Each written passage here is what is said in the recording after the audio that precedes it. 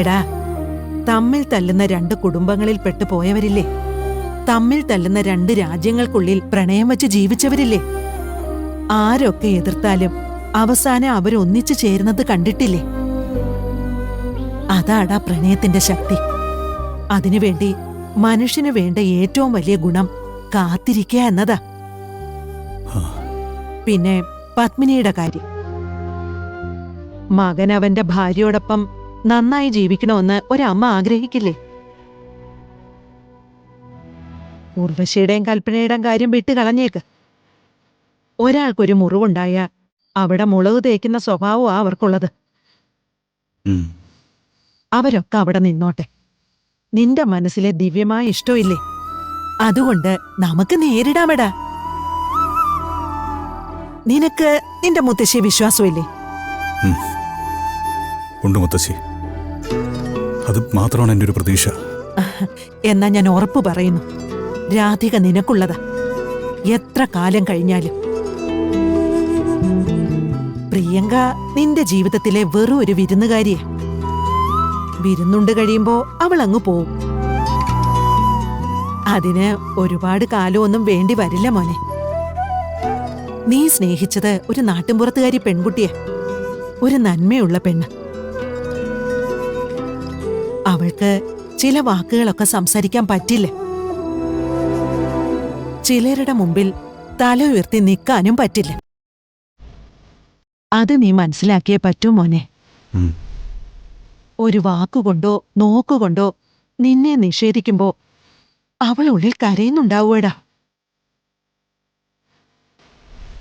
ആ സങ്കടം മുഴുവൻ അവള് പറയുന്നത് അവളുടെ ഭഗവാനോടാ. അത് മനസ്സിലാക്കി നീ കാത്തിരുന്നാല് അവക്ക് വേണ്ടി ചെയ്യാവുന്ന ഏറ്റവും വലിയ കാര്യം അതാവും.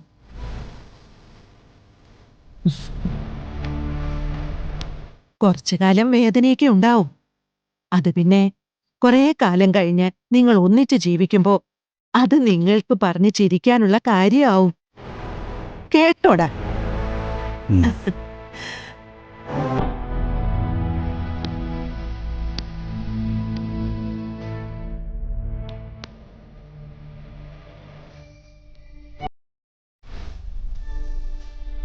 എനിക്കെൻ്റെ രാധികയെ വേണം മുത്തശ്ശി. എൻ്റെ ജീവിതത്തിൽ അതിനേക്കാൾ വലിയൊരു കൂട്ടില്ല, അതിനേക്കാൾ വലിയൊരു അർത്ഥവുമില്ല.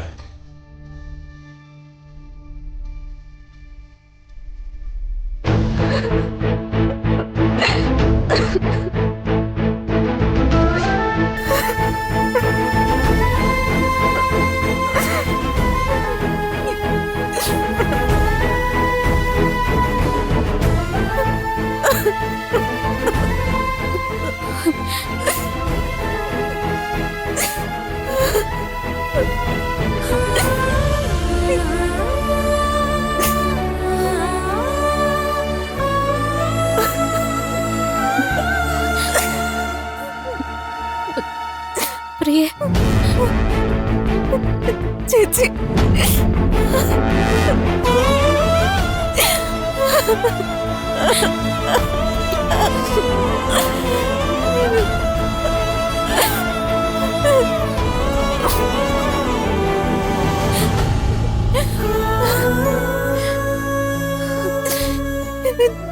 ചേച്ചി, എന്നെങ്ങനെ വേഷം കെട്ടിച്ചിട്ടൊന്നും വലിയ കാര്യമില്ല. വരുണിന്റെ മനസ്സിൽ ഒരു തരി പോലും എനിക്ക് ഇടമില്ല. ഞാനിപ്പോ വരുണിനെ സ്നേഹിക്കുന്നത് സിൻസിയറായിട്ടാ. ഞാൻ എന്റെ ഏറ്റവും വലിയ ആഗ്രഹം പോലും വേണ്ടെന്ന് വെച്ചില്ലേ. അത് വരുണിനെ സ്നേഹിച്ച് കൂടെ ജീവിക്കാൻ വേണ്ടിയല്ലേ. എന്നിട്ടും വരുൺ എന്നെ സ്വീകരിക്കാൻ തോന്നുന്നില്ലല്ലോ. ഇനി വരുൺ എന്നെ അവഗണിച്ച ഞാൻ മരിച്ചു കളയും. അങ്ങനെയൊന്നും പറയല്ലേ. പതുക്കെ പതുക്കെ വരുണിനെ സ്നേഹിച്ചു തുടങ്ങും. വരുണിന്റെ മനസ്സിലുള്ള ചില കാര്യങ്ങള് വരുണിന് തടസ്സം നിൽക്കുക. അതങ്ങ് പോയി കഴിയുമ്പോ എല്ലാം ശരിയാവും. വരുൺ നിന്നെ സ്നേഹിച്ചു തുടങ്ങും. എനിക്ക് തോന്നുന്നില്ല ചേച്ചി, എനിക്ക് വിശ്വാസമില്ല. ഉണ്ടാവണം. നമ്മുടെ അമ്മ നമ്മുടെ അച്ഛനെ സ്നേഹിക്കുന്നത് കണ്ടിട്ടില്ലേ? ഇവിടെ വരുണിന്റെ അമ്മ വരുണിന്റെ അച്ഛനെ സ്നേഹിക്കുന്നത് കണ്ടിട്ടില്ലേ? അതൊരു ഉപാധിയില്ലാത്ത സ്നേഹം. ഒരു തരത്തിൽ പറഞ്ഞ ദൈവത്തിനെ കാണുന്ന പോലെ ഭർത്താവിനെ സ്നേഹിക്കുന്ന രീതിയാ. നിന്റെ കാര്യത്തിലും അതെന്നെ കാണിക്കണം. നോക്ക്, ദൈവങ്ങളോട് നമ്മളെങ്ങനെ പെരുമാറുന്നത്? നമ്മൾ അവരുടെ മുന്നിൽ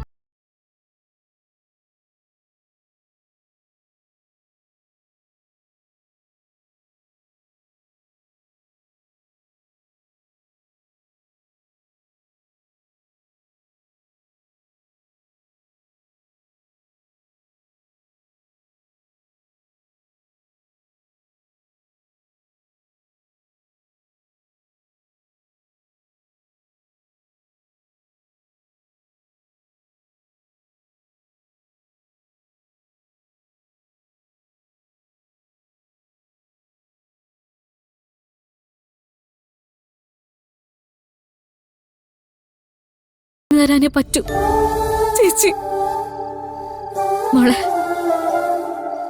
അച്ഛനും അമ്മയും ദാനം തന്നൊരു ജീവൻ അത് ചേച്ചിയുടെ കയ്യിലുണ്ട്.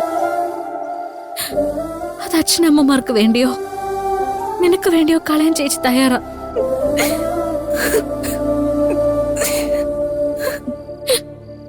മോളെ, ജീവിതത്തിനെ കുറിച്ച് നമുക്കൊക്കെ കുറെ കണക്കൂട്ടലുകളുണ്ട്. അതൊക്കെ നിറം കൂടിയ കണക്കൂട്ടലുകളായിരിക്കും. പക്ഷെ ശരിക്കുള്ള ജീവിതം അങ്ങനൊന്നുമില്ല. നിറം കുറവാ, വേദന കൂടുതലാ. ചില നേരത്തെ ജീവിതം ഉണ്ടല്ലോ, നമ്മളിങ്ങനെ കുത്തി കുത്തി രസിക്കും. നമ്മളെ കൊണ്ടൊരു തുരുത്തിൽ നിർത്തിയിട്ട് ഒറ്റപ്പെടുത്തി കളയും. അവിടെയൊക്കെ മറികടക്കണം. അവിടെ ചിലര് നേടും, ചിലർക്ക് നഷ്ടങ്ങളുണ്ടാവും. നേടുന്നവര് ഭാഗ്യവാന്മാര്, നഷ്ടപ്പെടുന്നവര് വിധിയെ പഴിച്ച് അങ്ങനെ അങ്ങ് പോവും. പ്രിയങ്ക, പ്രിയങ്ക, അമ്മ വിളിക്കുന്നുണ്ട്, ഞാനൊന്ന് പോയിട്ട് വരാം.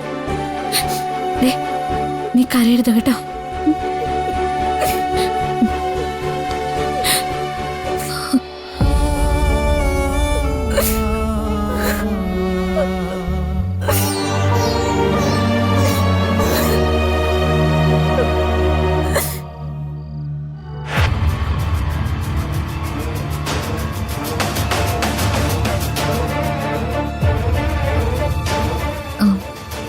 ഞാൻ പ്രിയങ്കയെ സമാധാനിപ്പിക്കായിരുന്നു. ഞാൻ കേട്ടു. നീ വളരെ ഭംഗിയായിട്ട് സംസാരിച്ചു. ഒരാളുടെ നേട്ടം മറ്റൊരാളുടെ നഷ്ടമാണെന്ന് നീ പറഞ്ഞത് ഞാൻ കേട്ടു. നീ എന്തോ വലിയ ത്യാഗം ചെയ്യുന്ന പോലെയാണല്ലോ പറയുന്നത്. അനുജത്തിയുടെ ഭർത്താവിനെ പിടിച്ചെടുക്കാൻ ശ്രമിക്കുക, എന്നിട്ട് വിട്ടുകൊടുക്കേണ്ടി വരുമ്പോ നിന്റെ വേദനയെക്കുറിച്ച് സംസാരിക്കുക. എന്തിനാടി ഇങ്ങനെ നാണം കെട്ട് ജീവിക്കുന്നേ? ഞാനിനി എന്താ ചെയ്യേണ്ടത്? വരുണിന്റെ മനസ്സിൽ നിന്നോടെന്തോ താല്പര്യമുണ്ട്. അത് പൂർണ്ണമായും ഇല്ലാതാക്കണം. അതിനുള്ള കാര്യങ്ങൾ നീ ഓരോന്നോരോന്നായി ചെയ്തുകൊണ്ടിരിക്കണം. ഞാനത് നോക്കിക്കൊള്ളാം അമ്മേ. ഒരിക്കലും ഇങ്ങോട്ടേക്ക് വരാതിരിക്കാൻ ശ്രമിക്കുകയും ചെയ്യാം. അപ്പൊ പിന്നെ എളുപ്പമായല്ലോ. അവിടെ ഇരുന്ന് നീ കരയുന്ന മാത്രം മനസ്സിൽ ആലോചിച്ചാൽ അവൻ പിന്നെ ഒട്ടും വിട്ടുപിരിയില്ല, അല്ലേ? ഞാൻ എന്റെ ജീവൻ ഒടുക്കണോ? വേണമെങ്കിൽ അതും ചെയ്യാം. എനിക്ക് ആരുടെയും ജീവനൊന്നും ആവശ്യമില്ല. പക്ഷേ എനിക്ക് എന്റെ മകനെയും അവന്റെ ജീവിതവും ആവശ്യം. നിന്റെ അനുജത്തിക്ക് അത് കൊടുക്കാനാണ് ഞാൻ പറയുന്നത്. എന്തൊക്കെ നന്മയാണോ വരുൺ നിന്നിൽ കണ്ടത്, അതൊക്കെ തെറ്റായിരുന്നു എന്ന് അവന് തോന്നണം. അവൻ നിന്നിൽ കണ്ട നല്ല ഗുണങ്ങളൊക്കെ അവനെ സ്വാധീനിക്കാൻ വേണ്ടി കരുതിക്കൂട്ടി നീ ചെയ്തുണ്ടാക്കിയതായിട്ട് അവന് തോന്നണം. അങ്ങനെ പെരുമാറാനാ ഞാൻ പറഞ്ഞത്. നിന്നെ എടുത്തു വളർത്തിയ അച്ഛനും അമ്മയും മരിക്കാതിരിക്കാൻ വേണ്ടി എന്ത് ചെയ്യാൻ നീ തയ്യാറാണെന്ന് പറഞ്ഞില്ലേ? ആറ്റുവാശ്ശേരി പോലെ തന്നെയാ കണിമംഗലവും. ഇവിടെ ഒരു കൂട്ടമരണം നടക്കാൻ പാടില്ല. നെഞ്ചു പൊട്ടി ആളുകൾ വീണു പോകാനും പാടില്ല. എന്തു വേണമെന്ന് നീ തീരുമാനിച്ചോ?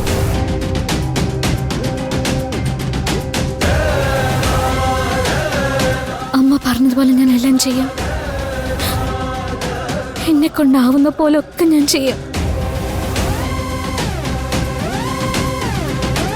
എന്നിട്ട് ഞാൻ തോറ്റുപോയ ആറ്റ ശരിക്കും കണിമംഗലത്തിനും വേണ്ടി ഞാൻ എന്റെ ജീവൻ തന്നെ വിടിയ.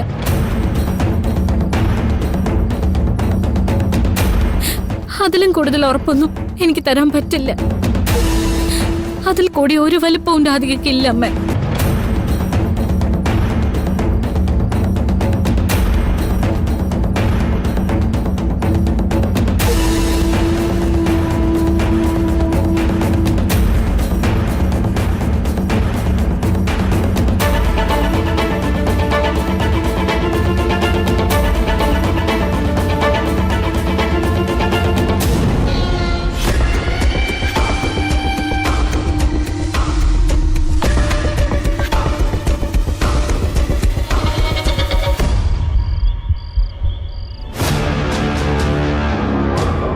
അമ്മ ഇത്രയും ഷാർപ്പായിട്ട് സംസാരിക്കുന്നത് ഞാൻ കേട്ടിട്ടേ ഇല്ല ചെറിയമ്മ.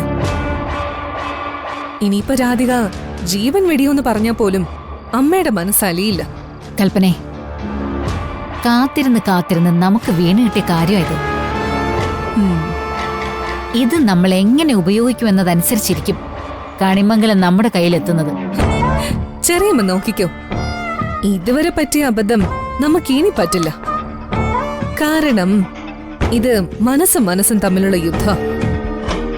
വേണ്ട എരിവും പുളിയും തീപ്പൊരിയും നമ്മളങ്ങ് ഇട്ടുകൊടുക്കുകയാണെങ്കിൽ ഇത് എല്ലാവരുടെയും നെഞ്ച് കത്തിച്ചോളും. എന്തായാലും നന്നായി. ഹോ, ആദർശത്തിന്റെ പേര് പറയുന്ന കണിമംഗലത്തുകാർക്ക് നെറുകയിൽ കിട്ടിയ അടിയാ രാധിക. ഇതൊക്കെ അറിഞ്ഞിട്ടും പ്രത്യേകിച്ചൊന്നും പ്രതികരിക്കാതിരിക്കുന്നത് അമ്മയാ. വരുണിനും രാധികയ്ക്കും അമ്മ തന്നെയാ തണല്. ആ തണൽ മരവും വെട്ടിക്കളയാൻ സമയമായിട്ടുണ്ട്. അധികം താമസിയാതെ അതും സംഭവിക്കും. അച്ഛൻ മുത്തശ്ശിയുടെ മുഖത്ത് നോക്കി പറയും അടങ്ങി ഒതുങ്ങിയിരിക്കാൻ. അങ്ങനൊരു വാക്ക് അച്ഛന്റെ നാവീന്ന് വന്ന ഇപ്പൊ നമ്മളെക്കാൾ ഉന്മേഷത്തോടെ ഓടിച്ചാടി നടക്കുന്ന മുത്തശ്ശി ഇരിപ്പാവും. ആ പിന്നെ കിടപ്പുമാവും. പ്രിയങ്കേ, രാധിക അവളുടെ മുറിയിലേക്ക് കൂട്ടിക്കൊണ്ട് പോയിരിക്ക. പാടി ഉറക്കാനായിരിക്കും അല്ലേ?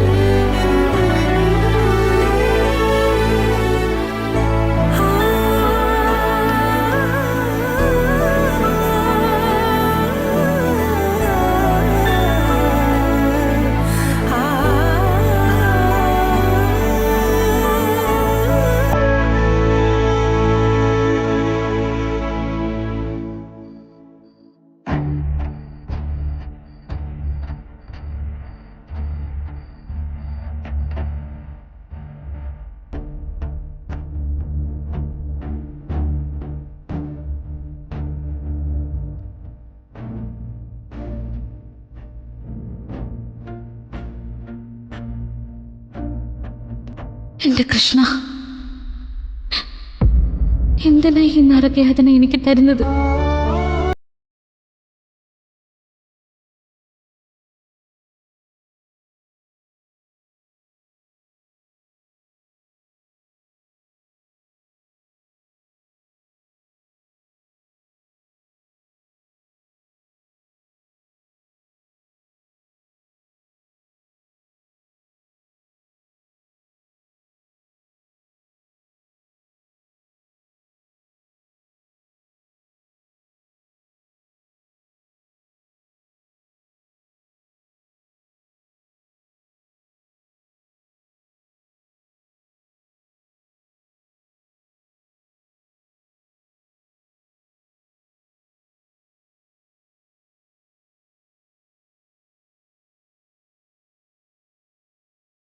എനിക്കാവില്ല.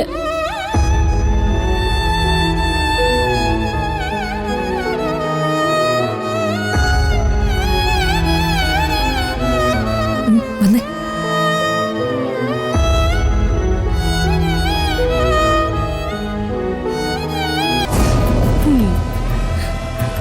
കേട്ടില്ലേ ചെറിയമ്മേ, അസ്ഥിക്ക് പിടിച്ചിരിക്കുക. ഏട്ടത്തി എന്ത് കർക്കശ നിലപാട് പറഞ്ഞാലും അവളെ ഏട്ടത്തിയെ പറ്റിക്കും. നടക്കട്ടെ ചെറിയമ്മേ. ദേ, പ്രിയങ്കയും രാധികയും തമ്മിൽ അകറ്റാൻ അവൾ ഈ പറഞ്ഞതൊക്കെ ധാരാളമല്ലേ? തമ്മില് പിണങ്ങണം, അവര് തമ്മില് പരസ്പരം കൊല വിളിക്കണം, പറ്റുമെങ്കിൽ ഒരാള് മറ്റേ ആളെ കൊല്ലണം. സിനിമാ ഷൂട്ടിങ്ങിനിടെ സംഭവിച്ച പിഴവൊന്നും ഇനി ഉണ്ടാവാൻ പാടില്ല. നമ്മള് കരക്കിരുന്ന് കളി കണ്ടാ മതി. ഈ കളിക്കാര് ക്ഷീണിക്കുമ്പോ ഗ്ലൂക്കോസ് കൊടുക്കുന്നൊരു ഏർപ്പാടില്ലേ, അതുപോലെ വല്ലപ്പോഴും ചെറിയൊരു സഹായം. കാര്യങ്ങളൊക്കെ നമ്മുടെ വഴിയെ തന്നെ ഇങ്ങനെ ഒഴുകിക്കൊണ്ടിരിക്കുമ്പോ കണ്ടിരിക്കാൻ എന്ത് സുഖല്ലേ.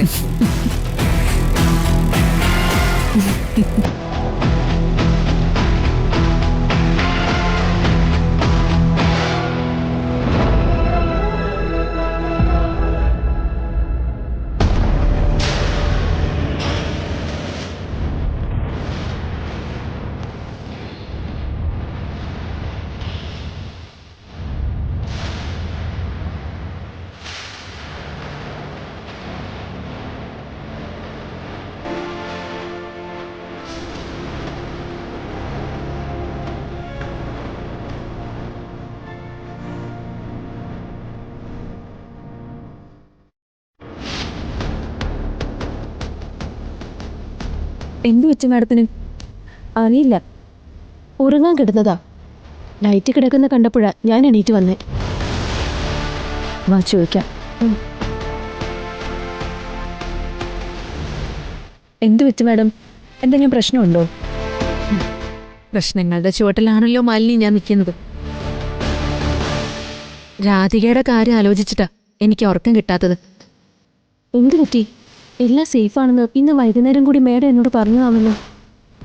സേഫാണ്, ഞാനാണ് അവളുടെ പെറ്റമ്മയെന്ന് അവളിപ്പോ കുറെയെങ്കിലും വിശ്വസിക്കുന്നുണ്ട്. പക്ഷേ എനിക്കധികം കാത്തിരിക്കാനൊന്നും വയ്യ. എത്രയും പെട്ടെന്ന് രാധികയെ കൊണ്ട് പ്രമാണം ഒപ്പിട്ട് വാങ്ങണം. അതിനുള്ള മാർഗമാ നോക്കേണ്ടത്. എങ്കിലത് ചെയ്യൂ മേഡം. പിന്നെ അവളെ കാണേണ്ട കാര്യമോ വിശ്വസിക്കേണ്ട കാര്യമോ ഇല്ലല്ലോ. മാലിനി, നാളെ തന്നെ അതിനുള്ള മാർഗങ്ങൾ നോക്കണം. അഡ്വക്കേറ്റിനെ വിളിച്ച് രാധികയുടെ പേരിലാകാൻ സാധ്യതയുള്ള ശ്യാമയുടെ സകല സമ്പാദ്യങ്ങളും ഇഷ്ടദാനമായി എന്റെ പേർക്ക് എഴുതാനുള്ള പേപ്പർ ശരിയാക്കാൻ പറയണം. നാളെ രാവിലെ തന്നെ.